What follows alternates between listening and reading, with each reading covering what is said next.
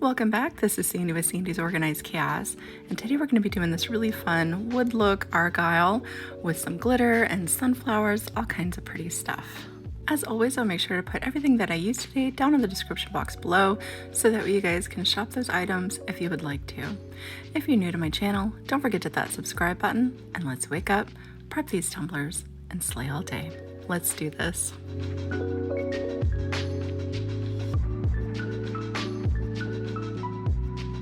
Alright, so I am going to be using a skinny tumbler today. It just is a little bit easier when applying these templates that we're going to be using.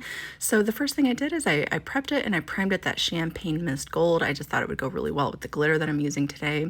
For my adhesive today, I'm going to be using the epoxy method.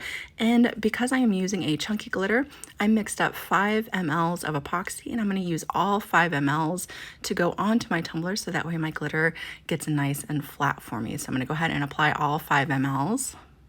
And the glitter that I'm going to be using today, this is called Strawberry Blonde, and it's like a satin pink with gold metallic circles in it. I really love it. I think it's so pretty.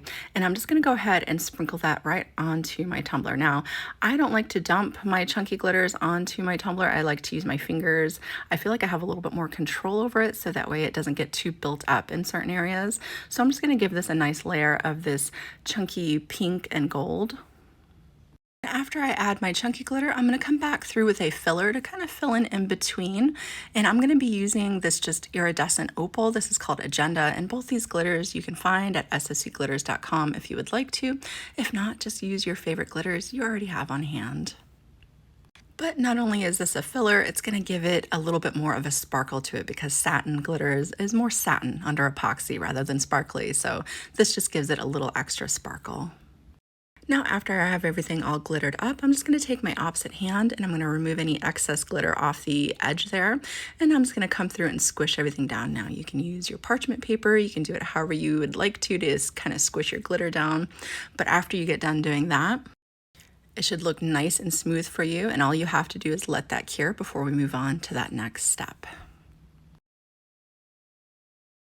All right, it is nice and cured and ready to have a coat of epoxy applied over top of your raw glitter. The first thing I'm going to do is I'm going to give it a good spritz in my semi-gloss clear here. That's because there are some metallic glitters in there, and it just helps out with the potential of it wicking, the epoxy wicking away off those metallics. So I have about 20 to 30 mLs of epoxy here that I'm going to put over top of my raw glitter. Now, once I apply all 20 to 30 mLs of epoxy onto my tumbler, I'm going to go ahead and place it onto my turner. I'm going to hit it up really good with my torch, and then I'm going to let that cure. After it has cured, I'm going to go ahead and measure my tumbler, although the template that I'm going to be showing you guys already has the measurements in it, but you always want to double check because you never know, especially if you put a little bit more epoxy on than usual, so that way your measurements come out properly when we go to cut out our template. So the template that I'm going to be using today, I purchased from LEB Creates. I'll make sure to put her shop down in the description box below. But the first thing I want to do after I get my template uploaded is I'm going to ungroup everything so that way I have my Argyle at the top and all of her wording there down at the bottom. Now, as you can see, she does have all the measurements for you right at the bottom, and that's the exact measurements I am going to be using for my Argyle. And I'm going to go ahead and highlight my Argyle. I'm going to unlock it, and I'm going to go ahead and type in the measurements that are provided for me. And then I'm just going to go ahead and cut that out on a piece of scrap vinyl that I have laying around that's big enough for my template. You can obviously use semi-permanent vinyl. You can use template vinyl that's specifically made for templates, but I'm just going to be using just scrap vinyl, like I said, because I am going to be removing it right away. If you are using a permanent vinyl to do your template, you do want to make sure that you come back through and not let it sit for too long, because it will be a lot harder to remove off of your tumbler after everything is all said and done. But I plan on doing everything up pretty much after the template is applied. So here is what it looks like after it gets cut. I'm just going to show you guys so that way you know what you're looking at whenever you get yours cut. You just want to peel back that extra bit of vinyl around the outside. And then I'm gonna go ahead and come through and take my scissors and just trim away any extra of the paper backing from around the corners there, just so that way it's easier for me when I go to start rolling it onto my tumbler. And of course, I'm gonna double check that just to make sure. You always wanna do that, triple, double check, do what you gotta do to make sure it's all lined up for you. So after I verified that it's going to fit, then we're gonna start rolling it on. So the main thing I can tell you guys is when you go to, before you roll on your template, is you want to make sure that you have a nice line to work off of. So I'm just going to use this tool here to make sure I have a nice straight line to work off of once I get my vinyl started. So now that my line is down, I'm going to go ahead and put my transfer tape down. And then again, I'm going to come through and trim away any extraness that's off to the side so it's not in my way. And then for me, I like to remove the entire paper backing, but if you do not feel comfortable doing it this way, just go ahead and remove about 1 inch of that paper backing away from your starting point, and then we'll be able to get started. Now I'm going to go ahead and do this in real time. The main thing you want to focus on is making sure that the top and the bottom of your Argyle is lined up with the top and the bottom of the tumbler. And then you want to make sure that everything else is lined up with that line that you made, that straight line that you made. You're going to go ahead and burnish that down. You're going to find a nice flat surface and you're just going to simply roll it up.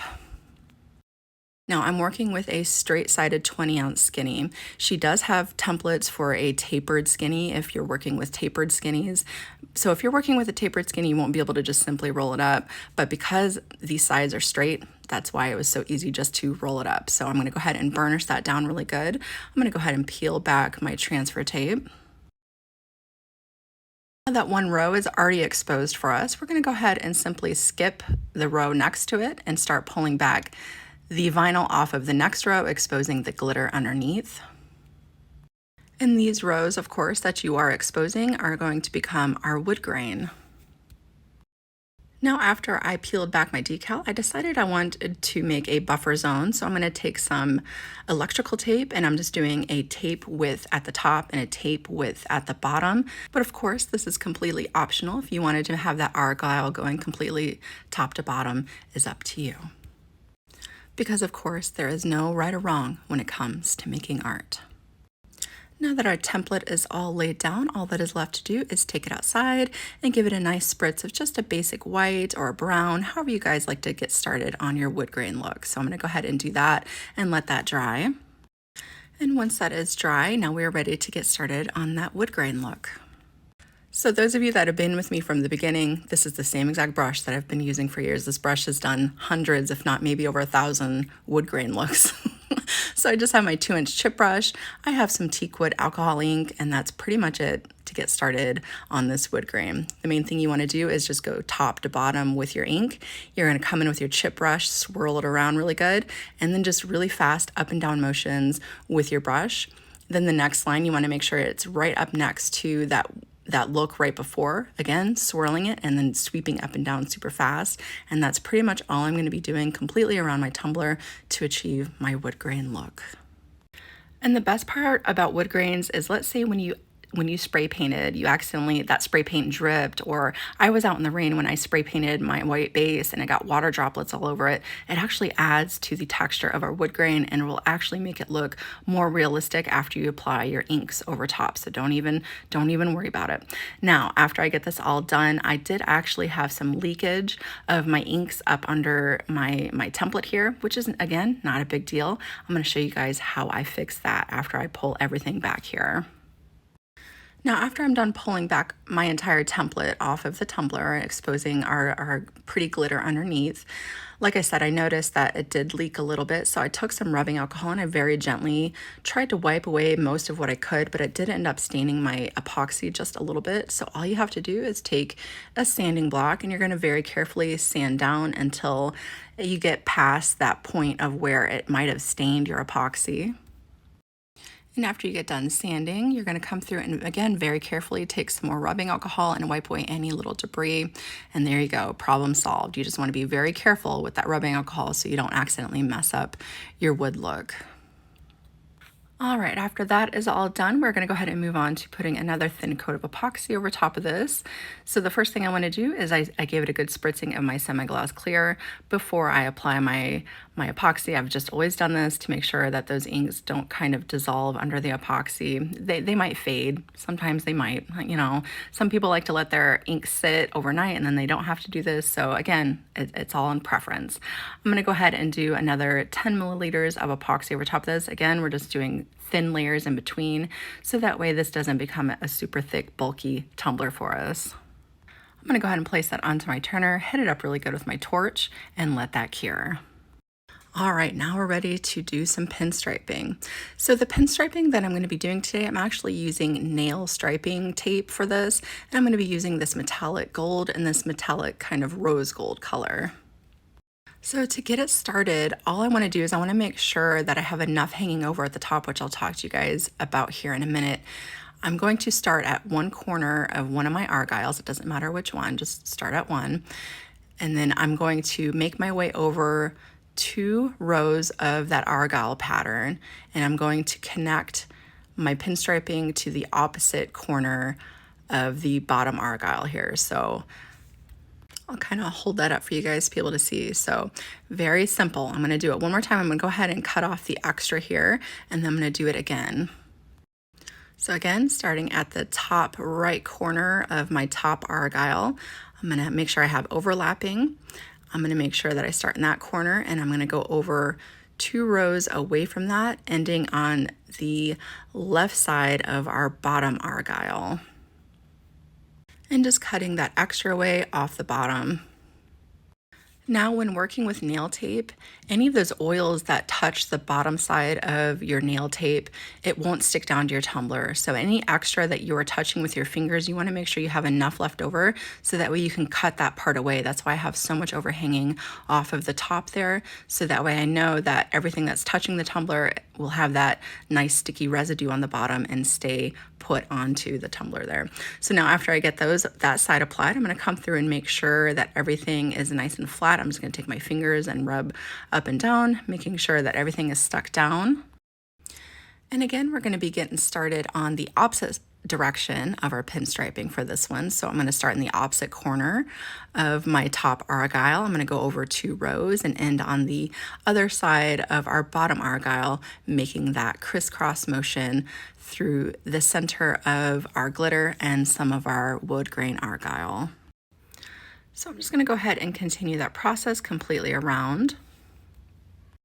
And now that we have the hard part done first, I try to do the hard part first. We're going to come through and do the easy part, which is simply outlining the rest of our Argyle, there we go, and our pink pinstriping. And the reason why it's the easy part is because the lines are already there for us. You're just going to follow along, doing each direction, going to the left and going to the right, pinstriping all the way down to the bottom, and cutting off all your extra. All right, after your pinstriping is all done, again, I'm going to come through and kind of warm everything up with my hands, making sure that all that pinstriping is going to stay put for me. And to finish it up, because I did leave that gap at the top and the bottom, I'm going to go ahead and add a little bit of gold pinstriping around the top. And again, because I'm holding that one end as I get it started, I'm going to remove that piece that I'm touching with my fingers so that way I know it's going to stay down for me. And then I'm going to go ahead and get that pinstriping applied on the top and the bottom. And again, we're going to apply another thin coat of epoxy over top. I did give it a spritz of my 2x Ultra, again, just to make sure those pinstripes stay down. I'm going to apply another 10 milliliters of epoxy over top of this. I'm going to place it onto my turner, hitting it up really good with my torch, and I'm going to let that cure, and then we're ready to move on to our finishing decals. Now, before I get started with my last bit of decals, I'm going to go ahead and remove any extra epoxy away from the top. I'm also going to give it a good sanding around the top as well. And then I'm just going to wipe it down and remove any little debris that might have fallen onto the rest of the tumbler. And now for our finishing decals. So here are some sunflower sticky sheets, I believe they're called, from Mr. Nolan's Glitter. These actually have a clear backing. So I'm just gonna go ahead and remove some of the sunflowers that I think I wanna do, because I'm gonna use these as my backing for the wording that I would like to use. And again, as you see, I'm not removing too much away. I'm not getting too close to the picture because it is a clear backing to it. So just remove as much as you can from around your image there.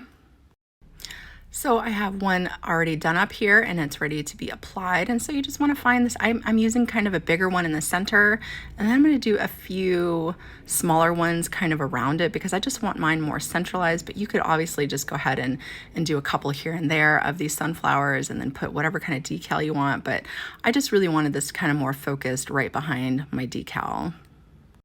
But these decals are so easy to use. I simply cut it out and I'm applying it right to my tumbler and they look fabulous. The main thing you wanna make sure you do is burnish them down really well. You wanna make sure that any of that clear backing is completely flat to your tumbler so that way you can't see any of those outlines once you put your epoxy over top. So, and as well, if you accidentally get some bubbles underneath, all you have to simply do is come through with something sharp. I just use my knife there. You want to press a little hole into it and just press all that air out.